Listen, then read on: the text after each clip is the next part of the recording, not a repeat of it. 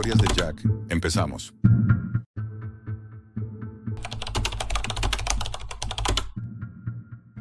Si hubiera sabido lo que iba a ver en aquel taller, habría tirado el ordenador por la ventana antes de entrar en ese maldito enlace. Me borré de internet hace meses, y si estás escuchando esto, es porque ya no tengo otra forma de advertirlo. Hay lugares en la Deep Web que no deberías pisar jamás. Y no hablo de lo típico.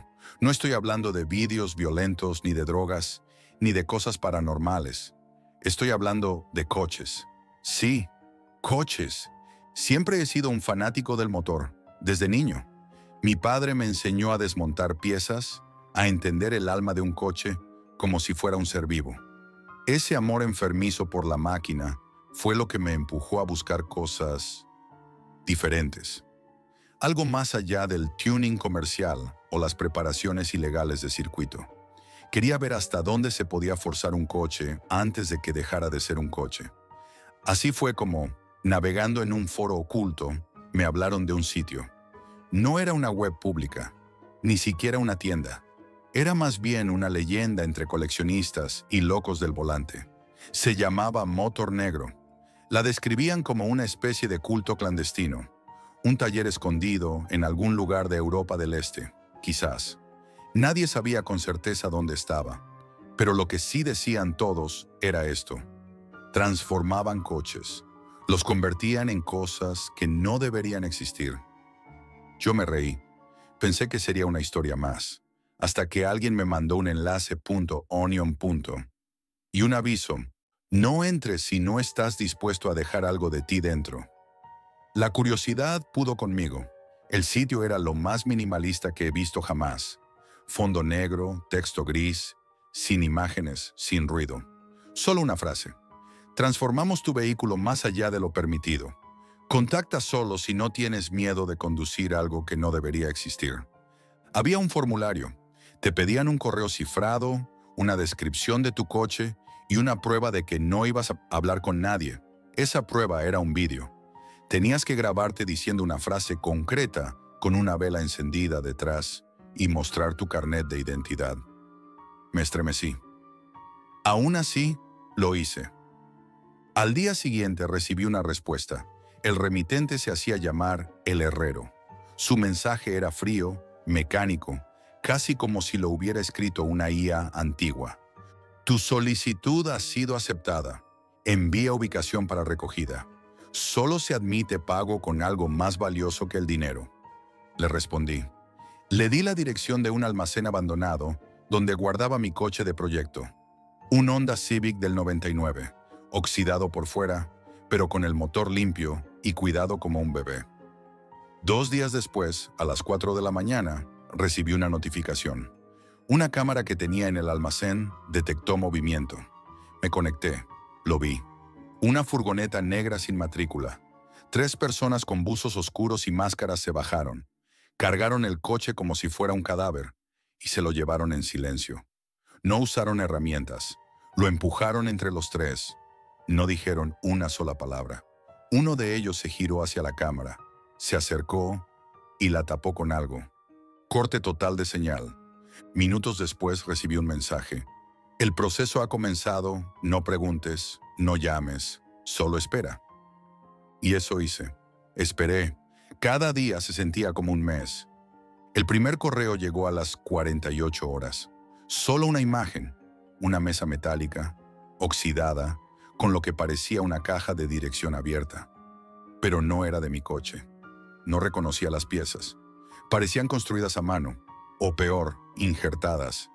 Durante los días siguientes me llegaron más fotos. Un motor abierto con cables sueltos como venas. Un capó pintado de negro con símbolos grabados por dentro, como rituales mecánicos. Un asiento cubierto de lo que parecía cuero. Pero no era cuero normal. Era rugoso, oscuro, casi biológico. Cada archivo tenía nombre numérico. Ninguna explicación. La paranoia me consumía. Empecé a buscar en internet más sobre Motor Negro, pero era como si la web hubiera desaparecido. Todos los mensajes del foro original estaban borrados, las cuentas eliminadas. Hasta mis propios mensajes. como si alguien hubiera retrocedido el tiempo para borrar mi rastro. Y entonces llegó el primer vídeo. 15 segundos, calidad baja, un taller oscuro, lleno de humo, un mecánico con máscara de soldador frente a la cámara. Detrás, algo que parecía mi coche, pero ya no lo era.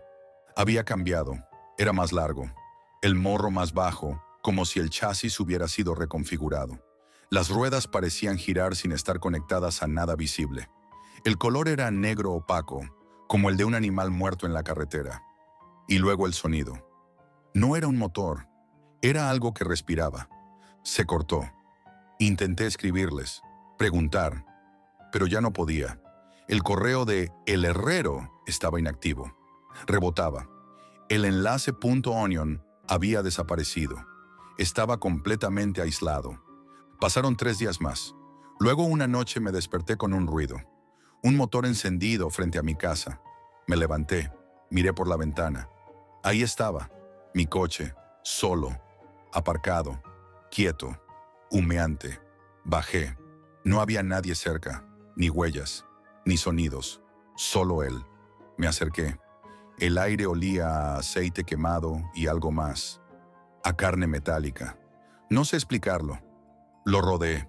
Las ventanas estaban selladas desde dentro, como fundidas. Solo una puerta podía abrirse, la del conductor. El resto era como una pieza única de metal oscuro. Miré dentro y supe que nada bueno iba a salir de allí. Ese coche no era una máquina, era una trampa con ruedas, y yo el conejillo de Indias.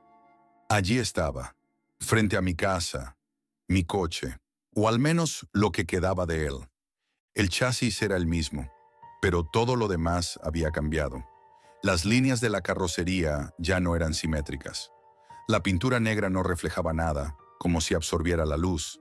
Las ruedas no parecían tener goma.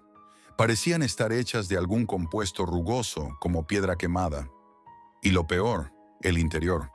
No había volante, no había palanca de cambios, solo 2 guantes metálicos, encajados en una estructura que salía del salpicadero. No era opcional. Si quería conducirlo, tenía que meter las manos dentro. Me quedé mirando el interior durante varios minutos, dudando, pensando en dar media vuelta, pero no lo hice. Me senté en el asiento. Se ajustó solo a mi espalda. No fue cómodo. Fue como si el coche me reconociera y se adaptara a mi forma, de forma demasiado exacta. Metí las manos en los guantes. Automáticamente, algo mecánico se cerró sobre mis muñecas. No eran solo guantes, eran grilletes. Intenté sacarlas. Nada. El salpicadero se encendió. Una única palabra apareció en la pantalla. Prueba en marcha. El motor rugió, pero no era un rugido metálico. Era orgánico, como un animal enorme inhalando profundamente. Y arrancó. El coche aceleró solo. Salió disparado por las calles oscuras de mi barrio sin que yo pudiera controlarlo. Giraba, frenaba, tomaba curvas imposibles a una velocidad que desafiaba cualquier lógica. Las calles pasaban como destellos. Casas, árboles, señales, todo a más de 200 kilómetros por hora. Yo no manejaba, solo sentía. Cada curva era como una descarga eléctrica directa al sistema nervioso. Cada bache, cada frenazo, se me clavaba en la espina dorsal. Intenté gritar, pero el coche estaba sellado. No entraba sonido, no salía. Y entonces me di cuenta, el coche estaba eligiendo el camino. Pasamos por puentes vacíos, por túneles sin luz, por tramos de asfalto que yo no conocía aunque había vivido en esta ciudad toda mi vida. Incluso cruzamos un paso de montaña que ni siquiera sé si existía. En cada tramo, el entorno se volvía más desolado, más distorsionado. No era una ruta, era un recorrido diseñado para destrozarme psicológicamente. Y en medio del trayecto, lo más aterrador ocurrió. Pasamos junto a otro coche. Era idéntico al mío, negro, bajo, deforme, con otra persona atrapada dentro. Pude ver su cara a través de una grieta en la ventanilla. Estaba gritando, mordiéndose los labios. El coche se movía como si estuviera vivo. Había más como yo. La carretera se dividió. Ellos tomaron un camino, yo otro.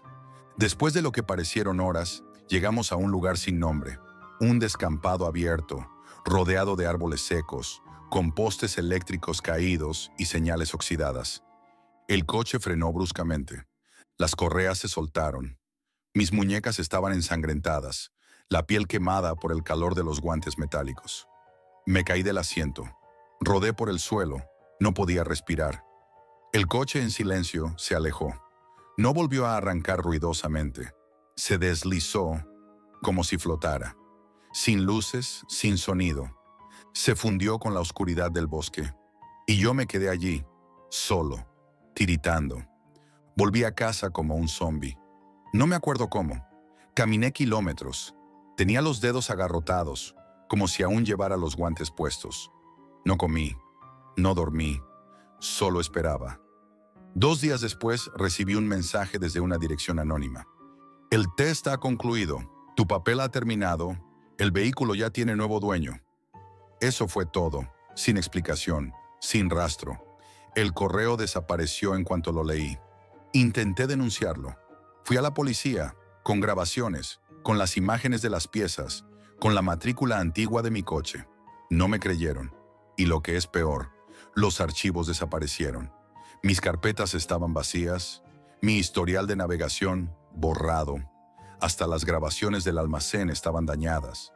Era como si todo hubiese sido un mal sueño. Pero las cicatrices en mis muñecas decían otra cosa. No era un sueño, era un experimento. Desde entonces, cada semana me llega una notificación. No sé de dónde, no tiene remitente. A veces es una foto, a veces un vídeo. Son otras personas, otros coches. Algunos sonríen, otros lloran. Uno simplemente ya no tiene ojos. He intentado irme, desaparecer. Me mudé de ciudad, cambié de nombre, de país. Pero a veces por la noche, cuando todo está en silencio, lo escucho. Un motor, grave, asfixiado, deteniéndose justo frente a mi casa, sin encender luces, sin tocar el claxon, solo esperando. Sé que volverá, y cuando lo haga, esta vez no va a dejarme salir. Si has llegado hasta aquí, aún estás a tiempo de escapar. Pero si quieres seguir bajando al garaje más oscuro de Internet, dale like, suscríbete y déjame en los comentarios. ¿Te atreverías a conducir algo que no fue hecho para humanos?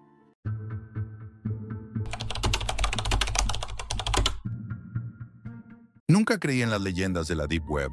Me parecían historias exageradas, inventadas por los desesperados que pasaban sus noches buscando algo que les diera sentido, hasta que la desesperación tocó mi puerta. Soy un médico joven que siempre se enorgulleció de seguir los principios de la ética médica. Pero la vida, como bien sabemos, se encarga de mostrarte lo frágiles que son esos principios cuando la desesperación te arrastra hacia las sombras. Mi madre estaba muriendo. Había luchado contra el cáncer durante años, pero los médicos ya no podían hacer nada. Los tratamientos habían fallado, las deudas se acumulaban y yo, atrapado en mi propio miedo e impotencia, veía cómo la muerte se acercaba lentamente. La presión de los prestamistas también me asfixiaba. La presión de mi propia vida me estaba destruyendo. Fue entonces cuando, una noche, mientras trataba de olvidarme de la angustia, encontré un enlace en un foro que había estado explorando en busca de respuestas. Al principio lo ignoré.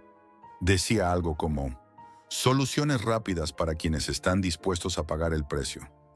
Sabía que la Deep Web era un lugar peligroso, lleno de engaños, pero algo en mi interior me empujó a seguir el enlace.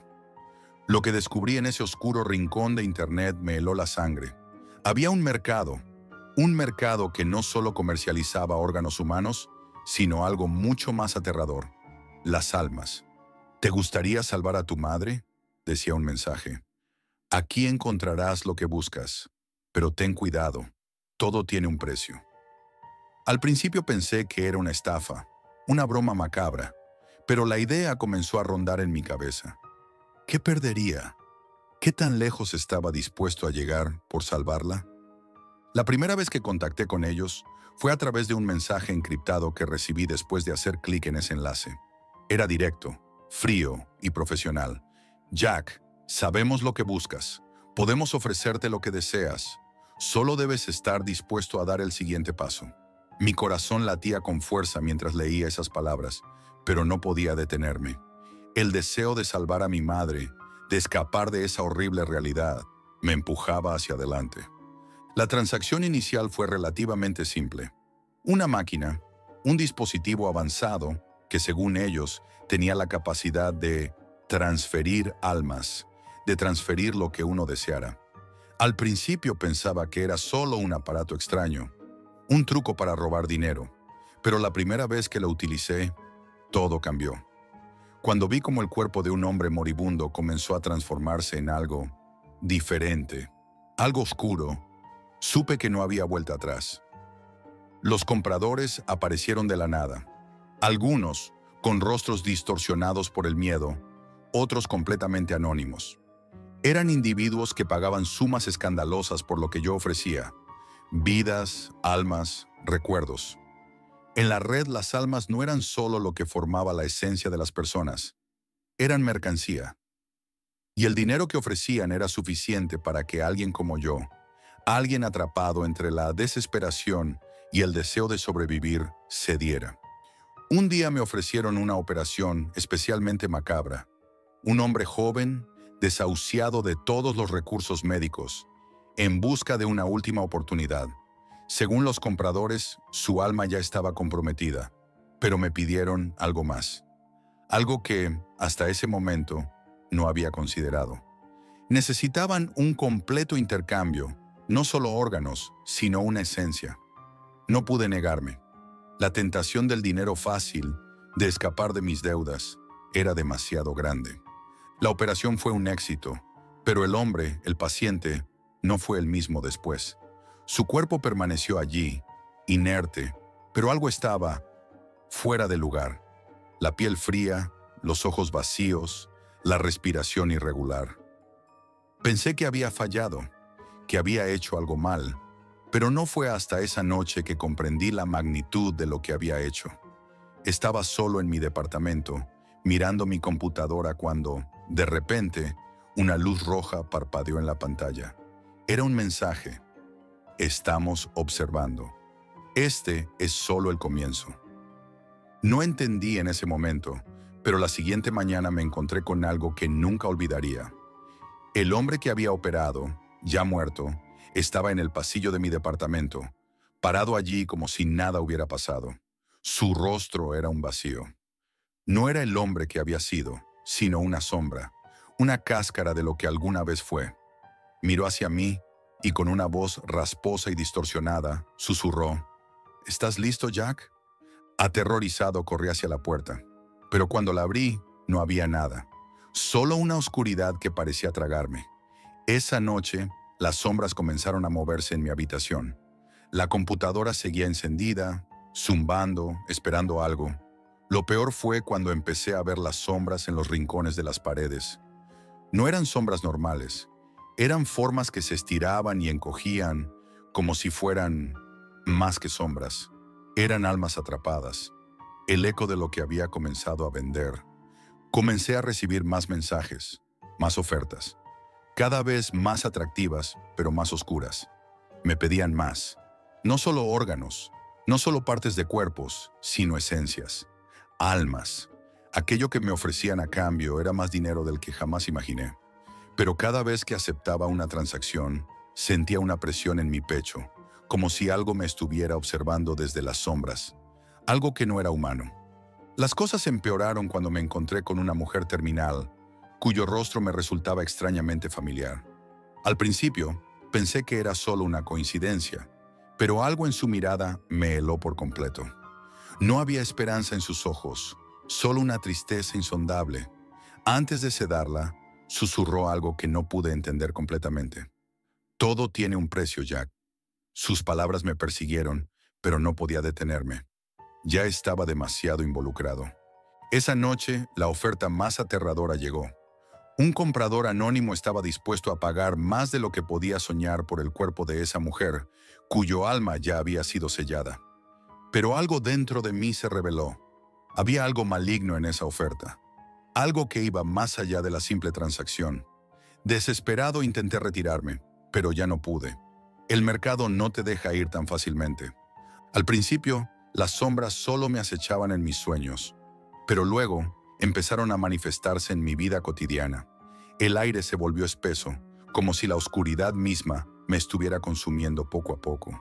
Empecé a ver cosas que no estaban allí, voces susurrando mi nombre. Las sombras que antes veía solo en la red, ahora estaban conmigo, dentro de mi casa, dentro de mi mente. La última vez que traté de escapar, lo supe. Ya no estaba a salvo.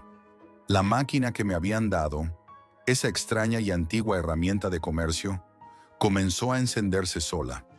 Las luces de mi apartamento parpadearon y antes de que pudiera hacer algo, la figura apareció ante mí. No era humana ni sombra, era algo más, una amalgama de las almas que había vendido, una criatura compuesta por miles de rostros torturados. Vi los rostros de mis pacientes, de los compradores, de las víctimas. Vi mi propio rostro distorsionado por el miedo. Pensaste que podrías escapar, Jack. Este mercado nunca te deja ir. Todo lo que has hecho, todo lo que has tocado, ahora nos pertenece. Quise gritar, pero no podía. El terror me paralizó. La máquina estaba viva, esperando, hambrienta. Y entonces supe que ya no tenía alma, ya no tenía cuerpo. Solo era una sombra más en la red, un fragmento atrapado en la oscuridad, condenado a sufrir la misma agonía que ayudé a crear. Ahora, cuando miro las pantallas de los foros oscuros, los ecos de mi nombre siguen susurrando en las sombras. Y sé que soy solo una más de las almas atrapadas en este mercado infernal. Y el ciclo inevitablemente sigue.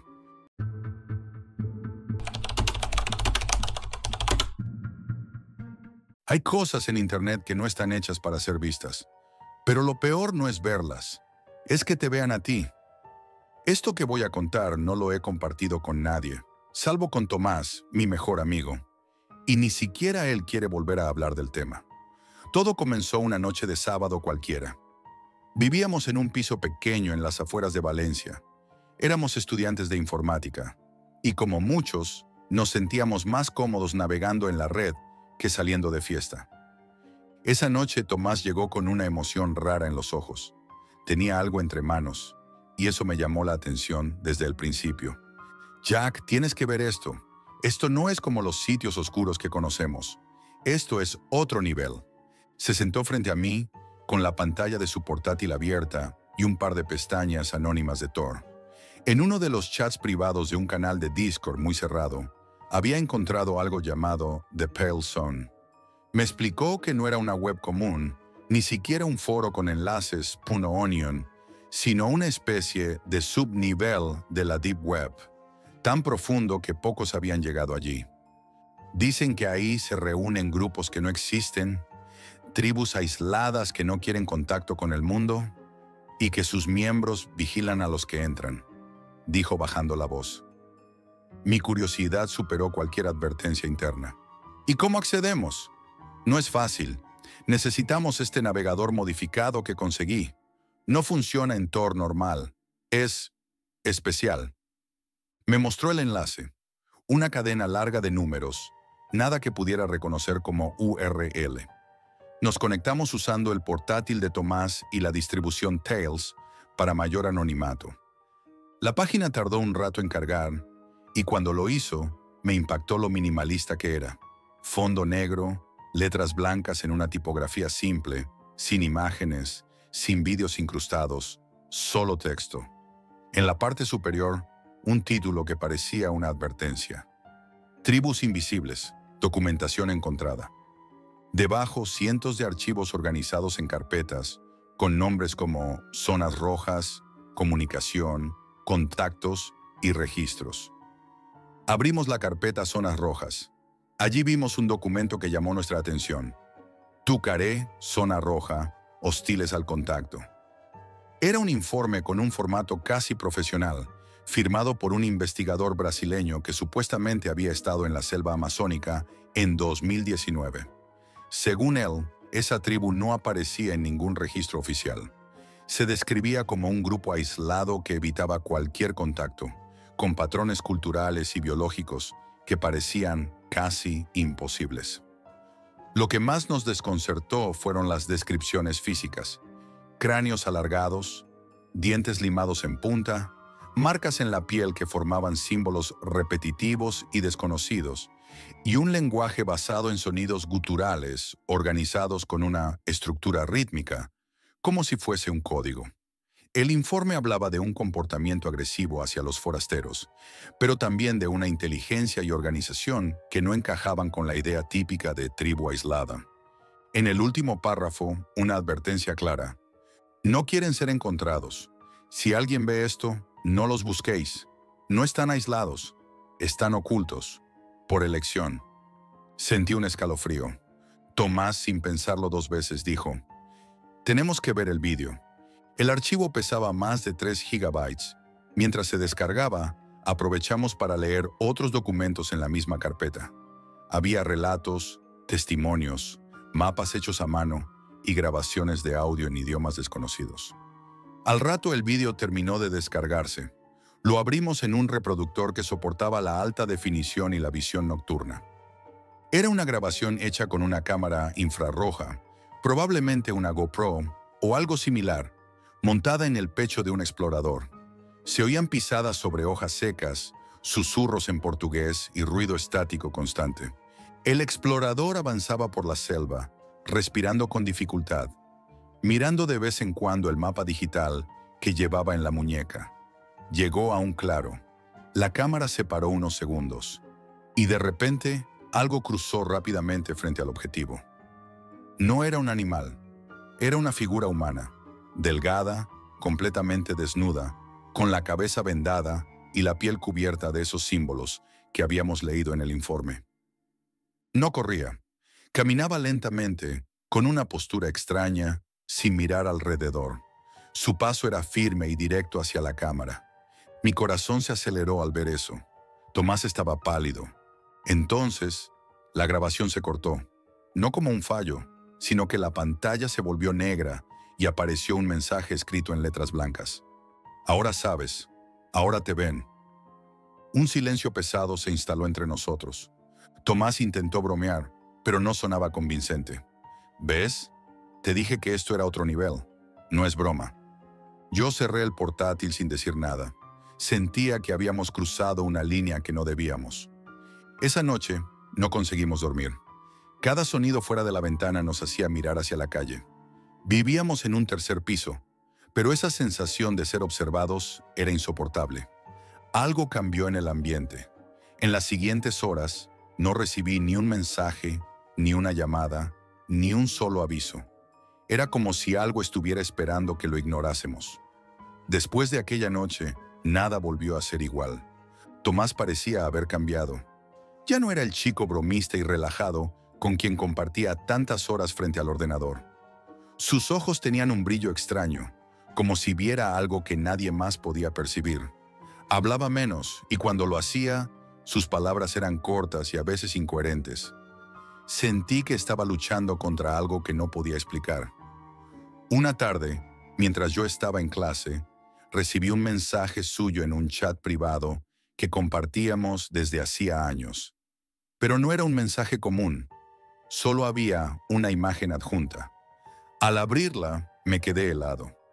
Era una fotografía borrosa, tomada desde muy cerca de la cámara, casi como si alguien o algo hubiera intentado ocultarla a última hora. Se veía una figura humanoide, cubierta de símbolos que recordaban a aquellos que vimos en la Deep Web. Pero lo más perturbador era el fondo. Un claro en la selva, con árboles retorcidos y una luz que parecía artificial, verde fosforescente. El mensaje no tenía texto, solo esa imagen. Intenté responderle, pero Tomás no volvió a conectarse en ningún chat ni red social. No atendió llamadas ni mensajes de texto. Preocupado, fui a su piso. La puerta estaba cerrada con llave, pero él no respondió. La policía tuvo que forzar la entrada. Lo que vimos dentro fue extraño. Su habitación estaba intacta, salvo por el ordenador, que estaba abierto y con la pantalla en negro. La mesa donde solía dejar sus apuntes estaba cubierta de hojas escritas con símbolos extraños, dibujos de figuras humanas con marcas en la piel y mapas que parecían señalar puntos remotos en la selva amazónica. Busqué en el disco duro, pero todo estaba borrado o encriptado con contraseñas que no podía romper. La policía descartó cualquier tipo de violencia o robo. Para ellos, simplemente se había ido voluntariamente. Pero para mí era imposible. Al día siguiente, cuando revisaba el correo postal en mi casa, encontré un sobre sin remitente. Dentro, una única fotografía impresa en papel mate. Era la misma figura que Tomás me había enviado, pero esta vez en mejor calidad y con un detalle que me heló la sangre. Llevaba puesta la camiseta que Tomás había usado el día que desapareció. Sentí que alguien estaba jugando con nosotros, o peor aún, que había algo que nos estaba marcando. Días después recibí un paquete pequeño, sin remitente, en el que había una cámara USB antigua, similar a la de la grabación que vimos en The Pale Zone. La conecté al ordenador con temor y la cámara empezó a reproducir un vídeo que no había visto antes. Era otra grabación en la selva, desde la perspectiva de alguien más. Se escuchaban voces en un idioma extraño, guturales, entrecortadas. La cámara avanzaba lentamente hacia un campamento improvisado, con figuras humanas casi invisibles entre las sombras. De repente la cámara cayó al suelo. Se escucharon gritos apagados, pisadas rápidas y luego silencio. El vídeo terminó con una imagen borrosa de algo o alguien que parecía acercarse a la cámara. No quise seguir viendo, pero lo peor vino después. Una noche, mientras trataba de dormir, escuché un ruido sordo en la ventana. Al levantarme para mirar, no había nada.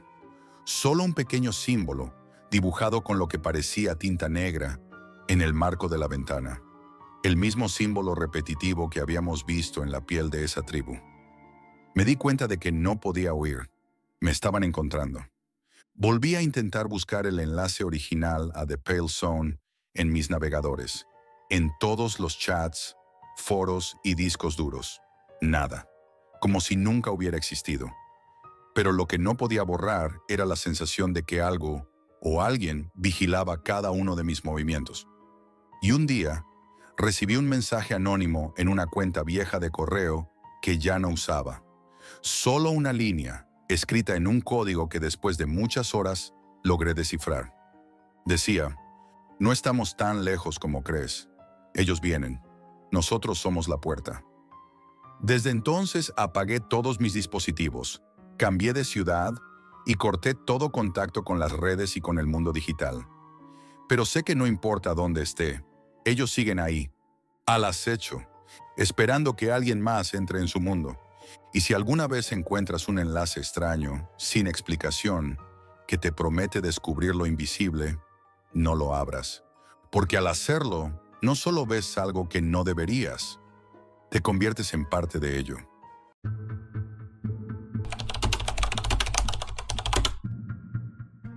Nunca pensé que un simple clic pudiera llevarme tan cerca del abismo. Durante años he dedicado mi vida a buscar arte, auténticas joyas pictóricas que otros solo pueden soñar poseer. Pero el mercado legal se había vuelto predecible y vacío. Obras exhibidas, subastadas y revendidas sin alma, siempre bajo el mismo guión: prestigio, dinero, apariencias. Quería romper con eso. Buscaba algo más crudo, más genuino. No solo un cuadro, sino una historia encerrada en él.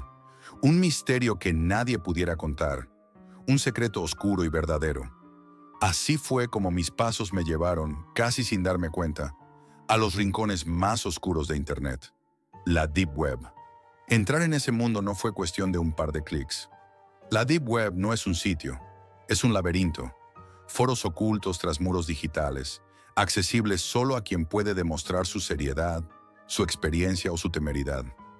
Pasé semanas observando, aprendiendo, enviando mensajes cifrados, hasta que finalmente, después de mucha paciencia, me permitieron entrar en un círculo cerrado. Fue ahí donde conocí el mercado. No un mercado común. No era un lugar físico, ni siquiera una web estándar. Era un espacio donde se compraban y vendían cuadros robados, obras desaparecidas de museos, galerías privadas o mansiones clausuradas. Cada pieza venía sin certificados, sin pruebas de autenticidad, solo con imágenes y descripciones imprecisas. Las fotos que mostraban los cuadros eran extrañas, imágenes borrosas, tomadas en condiciones precarias, pero había algo en ellas que me atrapaba. Los marcos estaban dañados, la pintura tenía arañazos y manchas. Podías imaginar que esas obras habían sobrevivido a algo terrible. Decidí dar el salto y comprar la primera pieza. Era un óleo antiguo, casi sombrío. Los tonos oscuros dominaban la escena y las figuras apenas se distinguían. El vendedor, que usaba el alias Lazarus, fue claro: no preguntes por su procedencia, no lo muestres en público, no tomes fotos. Una advertencia que en vez de asustarme, me fascinó. Pagué una suma considerable, pero no dudé. Quería esa pieza para mí, para descubrir qué historia se escondía. Cuando llegó, el paquete era un enigma. Una caja reforzada, cerrada con varios candados y capas de embalaje.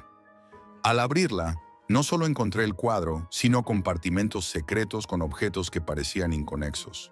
Un cuaderno pequeño, hojas de diario, recortes en idiomas extraños. El cuaderno contenía relatos fragmentados, escritos con una caligrafía temblorosa, de antiguos dueños que desaparecieron o murieron en circunstancias inexplicables. Historias de soledad, miedo y tragedia, sin fantasmas ni fuerzas sobrenaturales, solo el peso aplastante de vidas rotas. Aquello me atrapó. Me convertí en un investigador involuntario, tratando de desentrañar conexiones entre las piezas. Compré un segundo cuadro. Esta vez provenía de una mansión clausurada después de un asesinato múltiple del que nadie hablaba. Dentro de la caja, junto al cuadro, encontré una carta manuscrita. No permitas que la luz toque esta pintura. Era una advertencia que parecía retarme. Empecé a notar detalles inquietantes. Mis noches se volvieron pesadas. Soñaba con habitaciones vacías, con susurros que no entendía, con manos queriendo alcanzar los cuadros. No había espectros ni fantasmas, pero el miedo era real y profundo. Más allá del arte, comencé a recibir mensajes anónimos. Fotografías borrosas de mi casa, sombras que parecían vigilantes. No podía explicarlo, pero alguien me estaba observando. Y cuanto más compraba, más me sentía atrapado. Las cajas ocultaban cada vez más secretos. Fotografías antiguas, mapas con ubicaciones desconocidas, fragmentos de diarios que hablaban de desapariciones y crímenes sin resolver. El mercado no solo vendía cuadros robados, vendía historias prohibidas, vidas destruidas, piezas de un rompecabezas que pocos querían armar. Yo ya estaba dentro, demasiado profundo para retroceder. Después de sumergirme en ese oscuro mundo, creí que lo peor ya había pasado. Pero no fue así. La realidad que me esperaba era mucho más opresiva y concreta de lo que jamás imaginé. Mis noches dejaron de ser tranquilas. No había fantasmas ni ruidos paranormales, pero sí una presencia constante, casi tangible. Al principio, creí que era mi mente jugando malas pasadas, consecuencia del cansancio y la obsesión, pero pronto se volvió imposible ignorarla. Empezaron los mensajes anónimos, fotos tomadas desde ángulos imposibles, de mi casa, del interior de mi garaje, y en una ocasión, incluso una imagen borrosa de mí mismo entrando en el portal. Nadie me había visto, pero alguien sabía dónde vivía, qué hacía, cómo era mi rutina. No respondí. No intenté rastrear esos mensajes. La sensación era de ser observado por alguien invisible, un depredador silencioso que no necesitaba hacer ruido para intimidarme. Por las noches los cuadros parecían mirarme.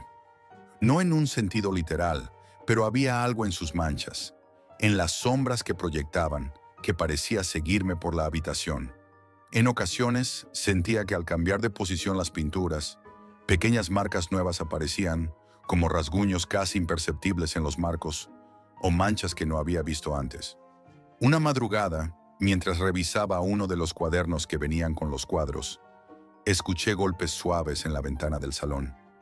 Me levanté, pero afuera no había nadie. Solo la oscuridad y el frío de una noche sin luna. Decidí salir a la calle, tratar de alejarme de todo. Fui a uno de los lugares marcados en el mapa que había encontrado junto a uno de los cuadros.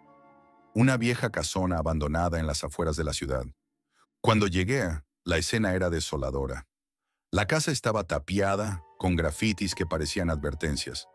Me sorprendió ver que las puertas estaban semiabiertas, como invitándome a entrar. Contra todo instinto entré. El interior olía a humedad, a madera podrida y a polvo acumulado durante décadas.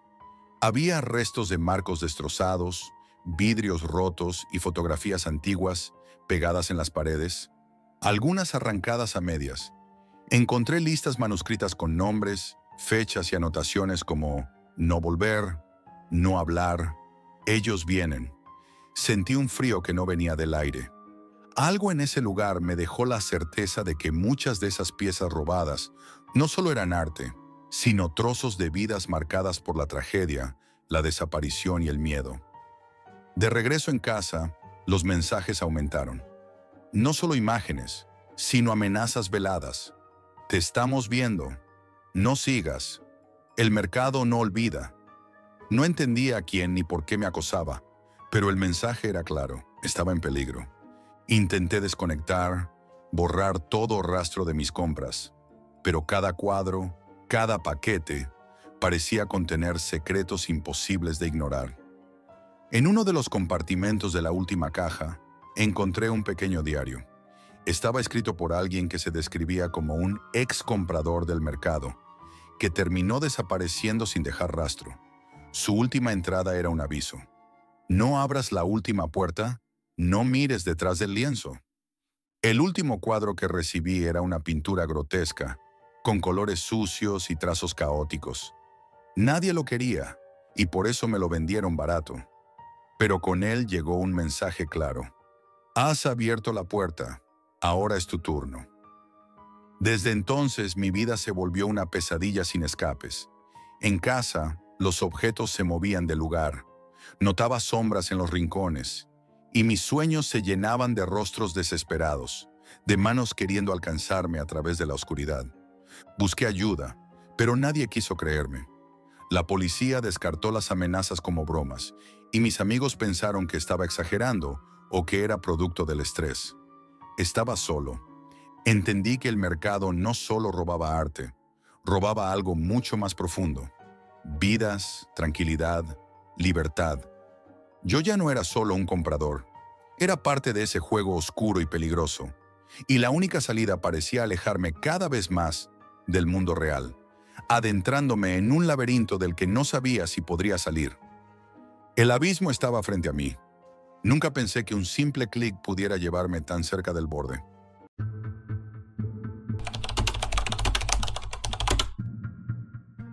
Esa tarde, cuando me encontré con un anuncio prometiendo dinero fácil, decidí ignorar todas las advertencias que mi madre me había dado sobre la seguridad en Internet.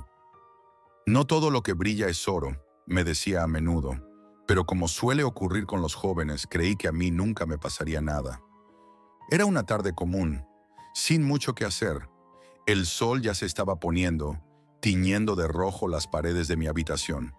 Navegaba distraído en las redes sociales cuando apareció el anuncio. Gana dinero fácil.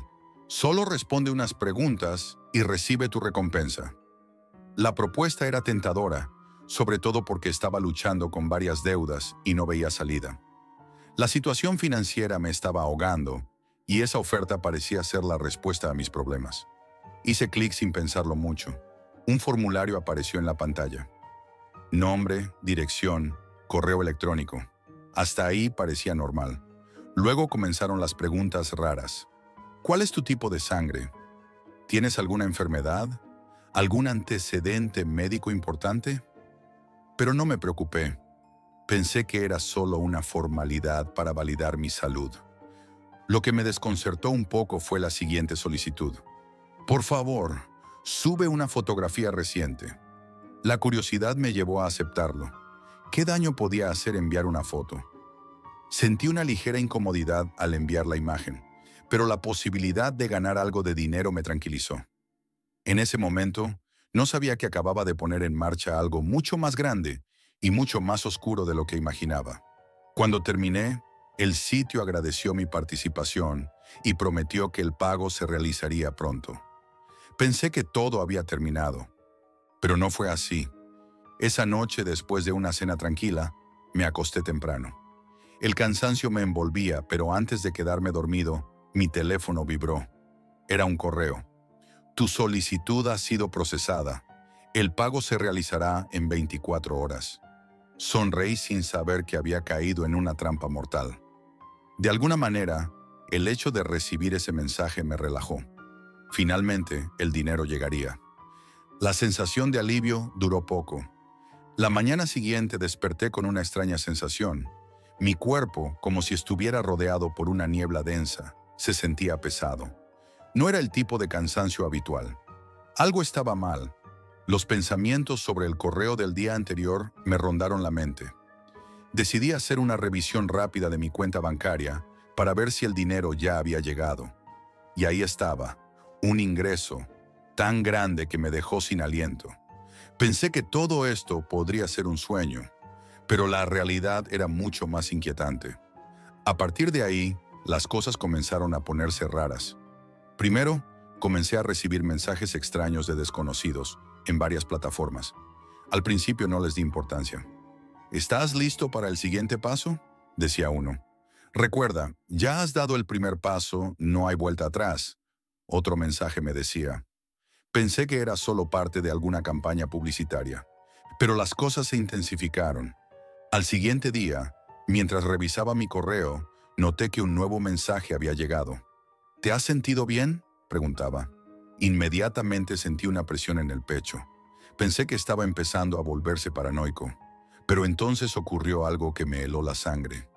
Una foto mía en la que aparecía en mi habitación, en mi escritorio, mirando la pantalla de mi computadora. Me quedé paralizado, el sudor frío recorriendo mi frente. No había forma de que alguien supiera esa información, a menos que estuvieran observándome. La ansiedad me llevó a revisar las cámaras de seguridad de mi casa, algo que nunca había hecho antes, pero no encontré nada.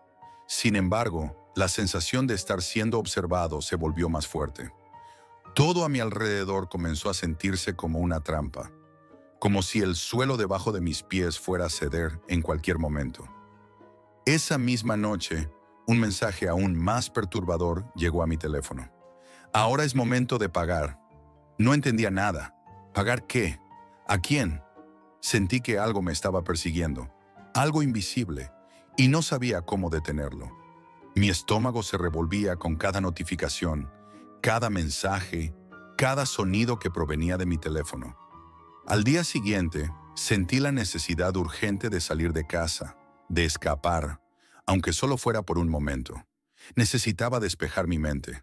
Mis amigos me invitaron a un bar, como de costumbre, pero no pude evitar la sensación de que algo estaba por ocurrir. Aquella noche, el ambiente del bar estaba cargado de una tensión extraña. Nadie hablaba con normalidad, y aquellos que sí lo hacían parecían más nerviosos de lo habitual, como si estuvieran esperando algo. Lo peor es que yo también lo sentía. Recuerdo que de repente, una mano fría se posó sobre mi hombro. Al girarme, vi a un hombre alto, con una máscara y un brillo inquietante en sus ojos. Antes de que pudiera reaccionar, sentí un punzante dolor en el costado. Un golpe tan fuerte que caí al suelo. Todo se desvaneció y la oscuridad me envolvió. Desperté en una habitación blanca, en un hospital. Mis amigos estaban a mi alrededor, con los rostros pálidos y la preocupación reflejada en sus ojos. Intentaron hablarme, pero yo solo podía pensar en lo que había sucedido. ¿Qué me había pasado? No recordaba nada después del ataque en el bar. Intenté moverme, pero un dolor intenso me recorrió el cuerpo. Fue entonces cuando el médico entró y me dijo lo que nadie debe escuchar. Te han robado un riñón. El mundo se me vino abajo. ¿Cómo? ¿Quién? ¿Por qué? El miedo se apoderó de mí. Algo mucho más grande estaba ocurriendo, y yo había sido una víctima más. La policía comenzó a investigar, pero mientras tanto, algo en mí se rompió. La angustia no era solo física, sino psicológica. Sabía que esto no había sido un simple robo. Era parte de algo mucho más oscuro. Después de salir del hospital, mis amigos y yo comenzamos a investigar. Nos sumergimos en foros, en sitios de la Deep Web, tratando de encontrar alguna pista. Y lo que descubrimos fue aterrador. No solo estaba involucrado un grupo de criminales, sino que había una red organizada que operaba globalmente. La información personal de millones de personas era recopilada, procesada y luego vendida o utilizada para fines horribles. El tráfico de órganos no era el único crimen. Había algo mucho más grande: manipulación genética, experimentos ilegales, desapariciones. Todo lo que parecía ser una leyenda urbana resultó ser verdad. En los días siguientes, recibí un mensaje que me dejó helado. Nos veremos pronto. Tienes algo que nos pertenece. Sabía que el peligro estaba más cerca que nunca. Mis amigos y yo nos preparamos para lo peor. Finalmente, localizamos el lugar donde todo parecía originarse: un viejo almacén abandonado en las afueras de la ciudad. Decidimos enfrentarnos a lo desconocido. Al llegar, la atmósfera era opresiva, como si el mismo aire estuviera cargado de maldad. Dentro, encontramos una sala llena de computadoras, monitores y personas que parecían estar bajo el control de los líderes de la operación. Lo que descubrimos allí cambió todo. Aquella red no solo traficaba con órganos, estaban recolectando seres humanos para experimentos. Personas como yo, como mis amigos. Y lo peor, la red ya había comenzado a recopilar nuestros datos. Fotografías, información genética, todo. No pudimos detener todo, pero logramos alertar a las autoridades y poner fin a la operación. Aunque varios de los responsables fueron arrestados, la cicatriz que dejaron en mí perdura. El dinero fácil, el clic inocente, me trajeron aquí. Perdí mucho más que un riñón. Perdí mi confianza, mi paz, mi seguridad. Y ahora sé por experiencia que la Deep Web no es solo un mito. Es una puerta al abismo, y nunca, jamás volveré a cruzarla.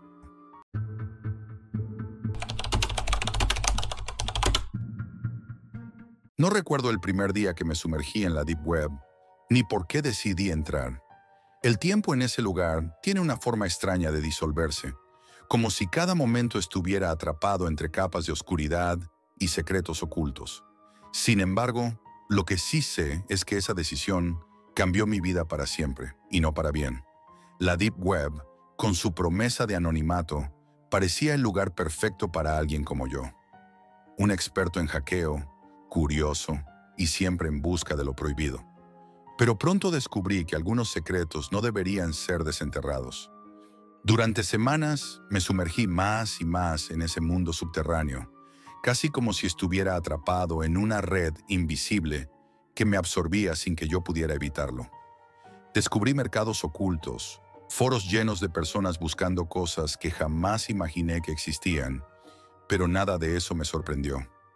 Todo parecía ser parte de un sistema que había existido durante años, y yo solo era un visitante más, alguien que sabía cómo moverse entre las sombras sin dejar rastro.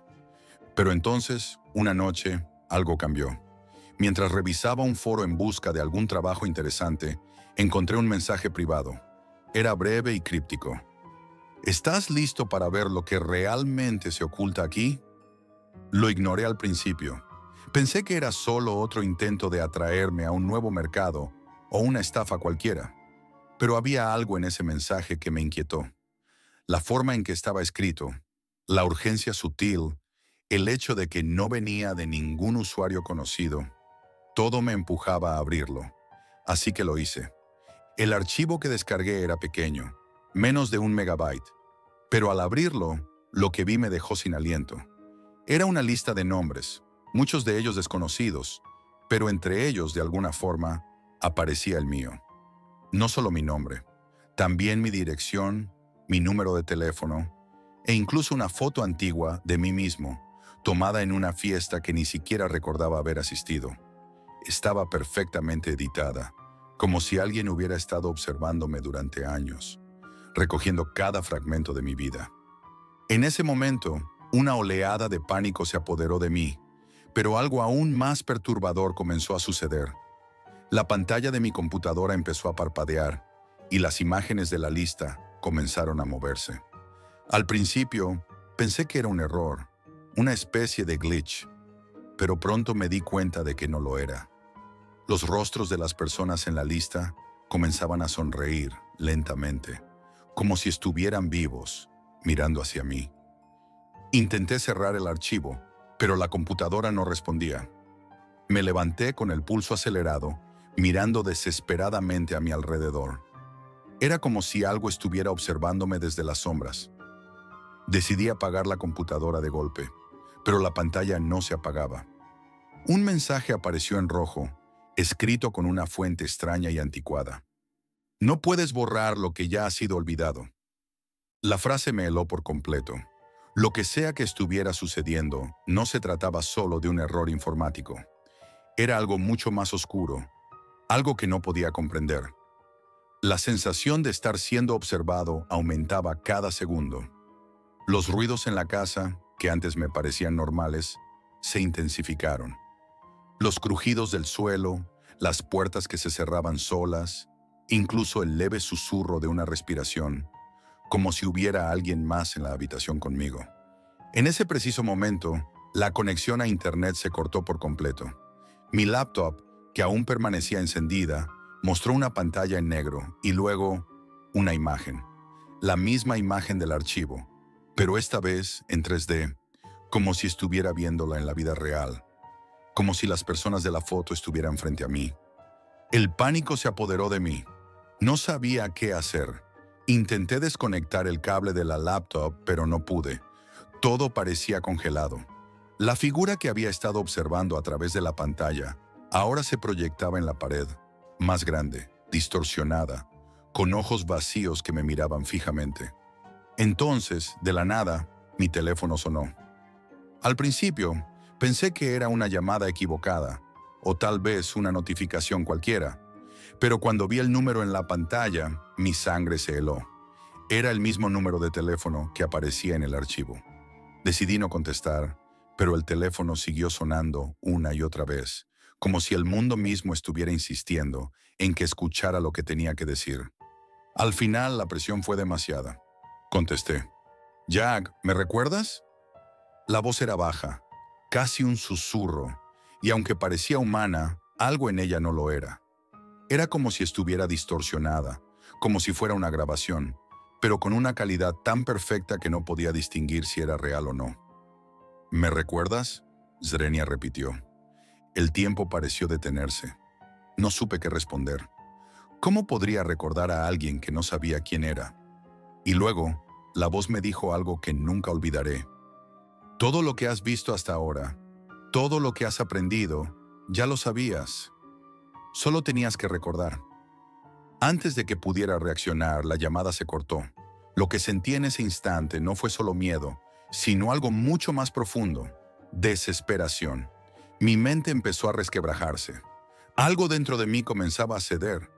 Era como si los recuerdos de mi vida empezaran a desmoronarse. Como si estuviera viendo mi propia existencia a través de una grieta, de una distancia irreparable. Decidí salir de la casa.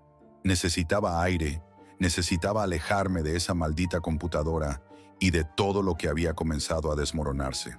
Salí al jardín, esperando que el aire fresco calmara mi mente, pero lo que vi fue aún peor.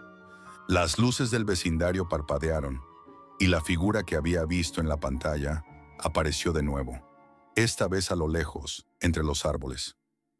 Era una silueta oscura que se movía lentamente, como si se estuviera acercando. No era un ser humano, pero tampoco era completamente algo que pudiera entender. Su forma era cambiante, fluida, como si no tuviera forma física, pero aún así era tan palpable que me aterraba. Corrí de vuelta hacia la casa, pero cuando entré, la puerta se cerró de golpe, con un estruendo ensordecedor. La sensación de estar atrapado era insoportable. Ya no era solo mi computadora, ya no era solo mi casa. Era como si toda mi vida, mis recuerdos, mi identidad misma estuvieran siendo arrastrados hacia algo mucho más grande y oscuro. Volví a mirar la pantalla de la computadora. El archivo estaba allí, abierto, como si me estuviera esperando. No pude evitarlo. Mi mano se movió por cuenta propia, como si fuera guiada por una fuerza externa, y abrí el archivo de nuevo. Esta vez, Las imágenes se desplazaron rápidamente, desmoronándose en fragmentos. Y allí, en medio de esos pedazos de recuerdos rotos, vi algo que nunca imaginé: mi rostro. No solo mi rostro, sino una multitud de versiones de mí mismo, todas distorsionadas, todas fragmentadas, todas observándome desde ángulos extraños, como si la verdadera forma de mi ser nunca hubiera existido. La pantalla comenzó a vibrar, la luz parpadeó y las imágenes se fusionaron. Un mensaje final apareció, escrito con letras rojas brillantes, distorsionadas, como si estuviera siendo escrito por una mano invisible. Estás aquí porque ya no puedes recordar. Eres uno de los olvidados, y nunca saldrás de aquí. El miedo me paralizó por completo. Algo o alguien me había atrapado. La pantalla se apagó, pero ya no importaba. Estaba atrapado, y mi mente, ya rota, comenzó a desvanecerse. Ahora sé lo que ocurrió. No fui el primero, y no seré el último. Hay algo en la Deep Web, algo que se alimenta de los olvidados, de aquellos que buscan respuestas, y me ha atrapado. Y aunque lo intente, ya no puedo recordar quién era. Ya no puedo recordar lo que era ser Jack. Esto es todo por hoy, amigos, y recuerden, la realidad siempre supera a la ficción.